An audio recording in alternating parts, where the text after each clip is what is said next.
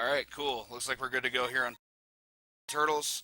Um, Couple things I'll explain about this game. This is a game I played heavily as a child. The cool thing is they released three different versions of this game across three consoles. You have the NES version, you have the Super NES version. In fact, I'm going to reloop the options screen to make sure everybody hears this awesome music. And then you have the NES version, the SNES version, the Genesis version. I won't go into great detail about the other two, but the Genesis version is an 8-character playable fighter, which really had a lot of bugs going for it at the time. It has a great soundtrack and it has cool looking sprites and it has the overall like Genesis feel to it. Like everything feels very gritty. So for this case, we'll show why it's a horribly unbalanced game. We've got everything set on the highest difficulty. 7 continues is just a failsafe. Like it's just a safety net in case things go bad, which they really shouldn't. In any case, we'll go ahead and get started. It'll actually be starting once I pick the character, so I'll call that here in just a moment. We're going with April, who's absolutely the best character from both a competitive and from a speedrun standpoint. She has the best move in the game, and she's going to lead to grab loops, which are easily the most broken thing in the game. So I'll go ahead and count it down for 5, 4, 3, 2, 1, go. You can pick your starting stage, but we're always going to start with Leo because it's the fastest one to get to. So we're going to see here is we're going to see this elbow. We're going to let him get up, do a throw, let him get up, do a throw again, and do another one. And every match is going to go about like what you just saw. There's quite a bit of silliness to what we're going to see. As I mentioned before, it's a horribly broken game, and the grab loops are actually something that make that very much a part of that. SpeedyFists is one of the harder fights because you can start with a fireball that actually just trades with elbow, which is what you don't want.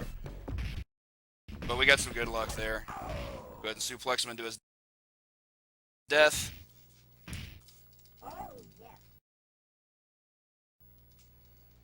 It's going to wrap it up for the bug. Now, this is actually possible with any character in the game except Donatello. You can chain grab anybody with any character to death as long as you get them on the floor. So a knockdown in this game is just actual death. As you'll see here, we're going to do to Michelangelo, who's a pretty free fight. There's nothing he can start the round with that's going to earn up to elbow. Even his fireball goes underneath elbow, which is silly. Also, shout-outs to that Blaze Fielding outfit that April's got on there. True Genesis style for whatever reason. Move on to Ray Fillet, another very easy fight. Anything April does, or anything Ray does. Oh, well, I guess I was late on the elbow input there. Ugh, bad inputs there. We got him on the rebound. Put him down with a few suplexes. That's going to do it. That's normally an easier fight, but you really want to be able to get elbow out like right at the start of the fight in order to make sure that one's as easy as it should be. Move on here to Donatello, also a fairly easy fight. Elbow just goes over his Sonic Boom. Drop him with a few throws. That's going to do it. Now it's important to have the speed up all the way up as quickly as possible or as high as possible. Of course, one for it's a speed run, and two, it actually helps with the throw loops because it does more damage in addition to the amount of power that you're doing. Moving on to Casey, one of the harder fights, actually. He's one of the few characters that will block at the start of the round just to be a jerk. Got some bad luck there. Should be able to finish him, though, because we got the knockdown. Because this game's totally fair. As soon as you get knocked down, you just die, because fair game and all.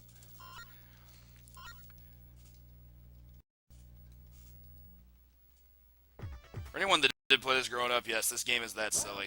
Raph's a bit of a tougher fight. If he starts the round with Fireball, then that beats us clean. So we don't want that, and we didn't have that, so we'll just suplex him to death. The good RNG, yes. Where we really need the good RNG are the last two bosses.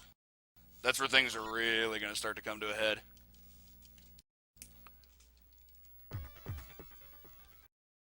Turn up the volume a bit. See what April's got for us here. Ah, she went low. No! Okay. Got her that time. That got a little scary. She went low and low profiled her elbow, so I wasn't quite sure what to do about that from there. From there, you just kind of got to elbow and hope for the best. Let's see what we can get here from Triceraton. This is the first boss. Not a very difficult boss because your elbow beats anything he's going to do. You just got to watch out if he does hit you. If he tags you with literally anything, he's probably going to kill you because he does entirely too much damage. His grab, for example, if you don't mash out of it correctly, it's 100%. You just die to it. Now, Krang is where things are going to start getting really fishy. Hopefully he doesn't do high elbow, or high missiles. Okay. So we got thrown, which sucked, but should be able to rebound here. Alright, cool. That's one of those fights that can go really wrong. If he blocks your elbow, or if he decides to block elbow at the start of the fight, you just get power bombed, and that's really bad because it does so much damage. Because the downside of having everything up so high is you take the damage too. Now for Karai, the actual hardest fight. Her fireball is insane. It beats anything you're going to do. Her throw is also insane because of that reason. Should be in there, though.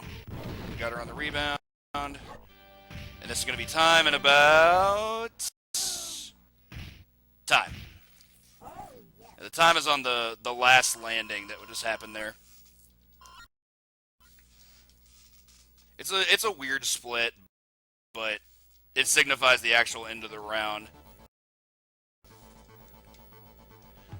Then we're going to get the best possible ending. You don't get this ending on anything except, I think, the hardest difficulty, which is what we played it on. It's a cool ending to see, too. Just lots of good color work and graphical stuff. And it's just neat. Plus, like, look at this celebration. Plus, Michelangelo's missing teeth, so how can you not love that?